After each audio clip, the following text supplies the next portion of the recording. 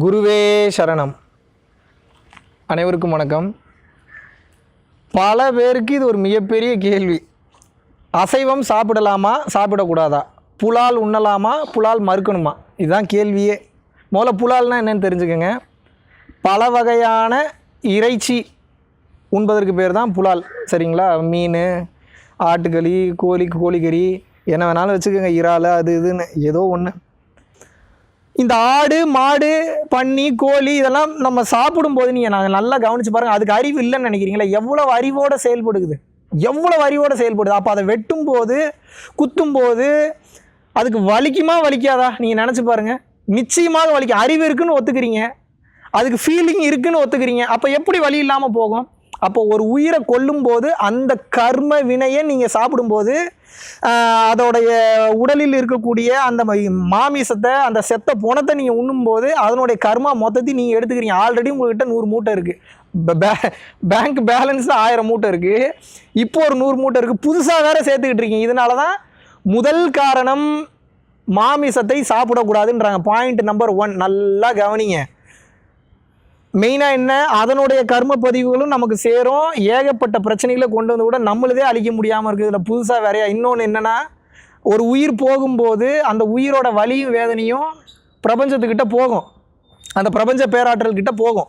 அந்த பிரபஞ்ச பேராற்றல்கிட்ட போகும்போது அது சாபம் விடும். அப்போ அந்த சாபம் மனிதனை கெட்ட கர்மாவை தாக்கி அடுத்த ஜென்மத்தில் படுத்தி எடுத்துரும் அவனை போட்டு. சில பேர்லாம் அந்த ஜென்மத்திலே வச்சு செஞ்சிடும். முதல் காரணம் என்ன, அதனுடைய கர்ம வினை நம்மளை பாதிக்கும், அது பெரிய கர்மா.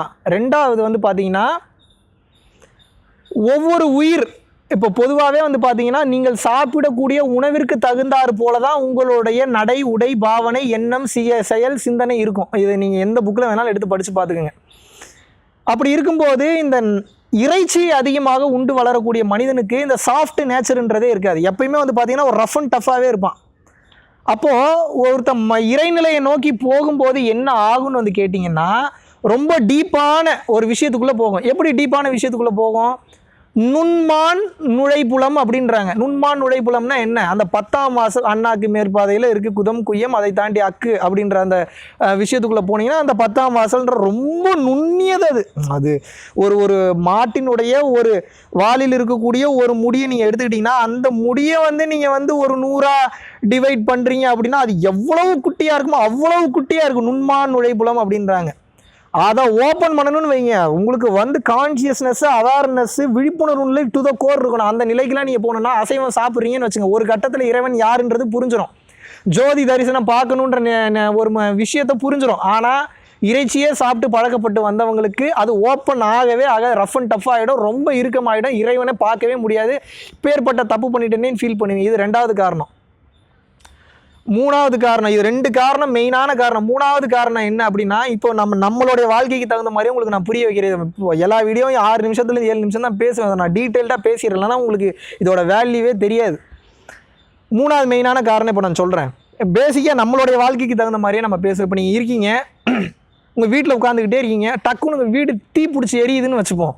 எப்படி உங்கள் வீடு செம்மையாக தீ பிடிச்சி எரியுது, கொஞ்ச நேரம் உள்ளே இருந்தீங்கன்னா உங்கள் உயிர் போயிடும். இப்போ நீங்கள் என்ன பண்ணுறீங்க, வேகமாக வெளில வந்துடுறீங்க, வீடு தீ பிடிச்சி எரிஞ்சுக்கிட்டு இருக்கு.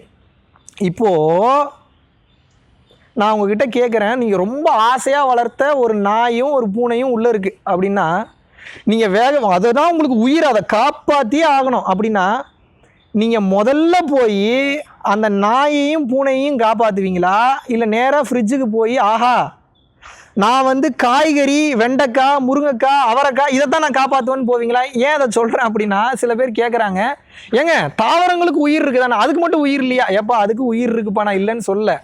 அதை கொன்று தின்றாலும் கர்ம வினைகள்ன்றது உண்டு. ஆனால் அசைவம் சாப்பிட்ற அளவு கர்ம வினைகள் கிடையாது, ரொம்ப ரொம்ப ரொம்ப ரொம்ப கம்மி இந்த தாவரங்களை கொன்று சாப்பிடும்போது. அதனால தான் சாப்பிடும்போது அந்த இறைவனை நினச்சிட்டு சாப்பிட்றது. ஏன் அப்படின்னா, என் உயிருக்காக உன் உயிரை கொள்கிறேன், நீ தவறாக நினச்சிக்காதுன்னு வேண்டுறதுக்கு உண்டான காரணமே அதுதான்.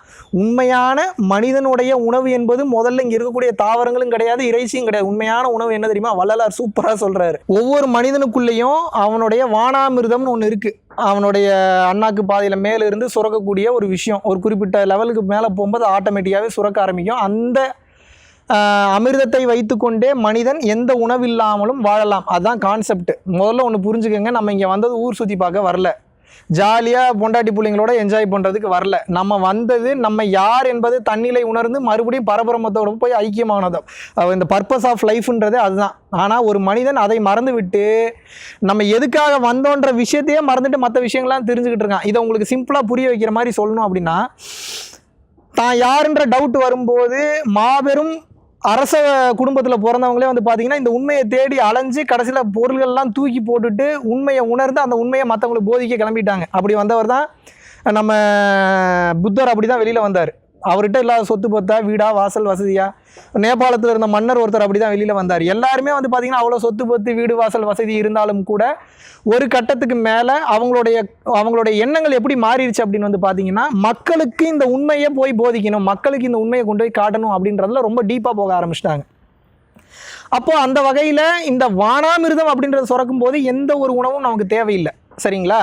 ஆனால் அந்த கட்டம் போகிற வரைக்கும் நமக்கு வந்து ஏதோ ஒரு உணவு சப்போர்ட்டுக்கு தேவை. அப்போ தான் இந்த உடல் தங்கும், இந்த உயிர் தங்கும், இந்த உடலும் உயிரும் தங்கும். அப்போ அதுக்காக நம்ம எடுத்துக்கக்கூடியதான் அந்த தாவரங்கள். ஆனால் தாவரங்களுக்கும் உயிர் உண்டு. ஆனால் உங்கள் வீடு தீப்பிடிச்சி எரியும் போது நீங்கள் முதலில் காப்பாற்றுவது எது? ஃப்ரிட்ஜுக்குள்ளே இருக்கிற கேரட்டையோ, கத்திரிக்காயோ, பீன்ஸையோ, முருங்கைக்காயோ போய் ஐயோ இதுக்கெல்லாம் உயிர் இருக்குன்னா போய் காப்பாற்றுறீங்க. நீங்கள் எதை போய் காப்பாற்றுறீங்க? முதல்ல என் நாயும் என் பூனையும் காப்பாற்றணும், முதல்ல அதுக்கு உயிர் இருக்குது, வலிக்குதுன்னு போய் காப்பாற்றுறீங்க. இப்போ மட்டும் உங்களுக்கு எங்கே வருது இந்த ஞானம்? அப்போது உங்களுக்கு என்ன தோணுதுன்னா, ஒரு டேஸ்ட்டுக்கு அடிமையாயிட்டீங்க, அந்த டேஸ்ட்டு ரொம்ப பிடிச்சி போச்சு, அந்த டேஸ்ட்லேருந்து உங்களால் வெளியில் வர முடியல. அப்போ என்ன பண்ணுறீங்க? நான் ஒரு நல்ல விஷயத்த சொல்ல வரும்போது என்னை லாக் பண்ணி மறுபடியும் அந்த டேஸ்ட்டை கண்டினியூ பண்ணணும்னு நினைக்கிறீங்க. நீங்கள் ஏங்க இப்போது நீங்கள் புலால் மறுத்தால் எனக்கு எதாவது நல்லது நடக்க போதா? இல்லை என் பேர் எங்கேயா போய் சொல்ல போகிறீங்களா? நீங்கள் மகாவிஷ்ணு சொன்னதனால் நான் புலாலை விட்டு விட்டேன், வள்ளலார் சொன்னதனால் புலாலை விட்டு விட்டேன். நீங்கள் நல்லா இருந்தீங்கன்னா உங்களுக்கு நல்லது, நீங்கள் யாருன்றதை உணரலாம், நீங்கள் அடுத்த பிறவி இல்லா பெருவாழ்வுக்கு போகலாம், அடுத்தடுத்து இந்த பிறவி சுழற்சியில் மாட்டிட்டு இப்போ பிரச்சனையில் போய் முழிக்க தேவையில்லை. இதை விட்டுட்டு நான் வந்து இப்படித்தான் இருப்பேன், அப்படித்தான் இருப்பேன், என்னை யாரும் கண்ட்ரோல் பண்ண முடியாது, தாவரங்களுக்கு உயிர் இருக்குன்னா எங்களுக்கு லாஸ் இல்லை, லாஸ் உங்களுக்கு தான். அதனால தான் சொல்கிறேன், தயவு கூர்ந்து இந்த இறைச்சின்னா முதல்ல என்னன்றதை புரிஞ்சுக்கோங்க. அதுக்குள்ளே போய் மறுபடியும் சிக்கிக்காதீங்க. இதையெல்லாம் தாண்டி நீங்கள் உணர வேண்டியது என்னென்னா, மாபெரும் சித்தர்களும் மகான்களையும் விட நம்மலாம் பெரிய ஆள் கிடையாதுங்க. இதெல்லாம் தன்னையெல்லாம் உணர்ந்து அஷ்டமா சித்துக்கள் கைகூடி காத்தோட காத்தா கரைஞ்சி காற்றுல பறந்து பறகாய கூடு விட்டு கூடு பாஞ்சு அப்பேற்பட்ட ஆற்றல் மிக்கவர்கள் அவங்க சொல்கிறாங்கன்னா விஷயம் இல்லாமல் சொல்ல மாட்டாங்க. அப்போ நம்மளையெல்லாம் விட மிக மிக மிக மிக மிக உயர்ந்த இடத்துல இருக்காங்க. அப்போ அவங்க சொன்னால் அதில் காரணம் இருக்குன்ட்டு அமைதியாக கேட்டுக்கொள்வது தான் புத்திசாலித்தனம். இதை தாண்டி உங்களுக்கு ஒன்று சொல்கிறேன், இறைச்சினா என்ன? நீங்கள் என்ன நினச்சிட்டு இருக்கீங்க? உங்களுக்கு சிக்கன் மட்டன்லேருந்து டேஸ்ட் வருதுன்னு நினச்சிட்டு இருக்கீங்களா? சுத்தமாக கிடையாது. கேளுங்க, அடுத்து கேள்வி, எதுலேருந்து எனக்கு டேஸ்ட் வருதுன்னு கேள்வி கேட்டிங்கன்னா புரிஞ்சிடும் உங்களுக்கு. இங்கே நம்ம எல்லாம் உலக மயக்கத்துலேயே இருக்கும். டேஸ்ட்டாக இருக்குன்றதுலேயே ஊறிடுறீங்க.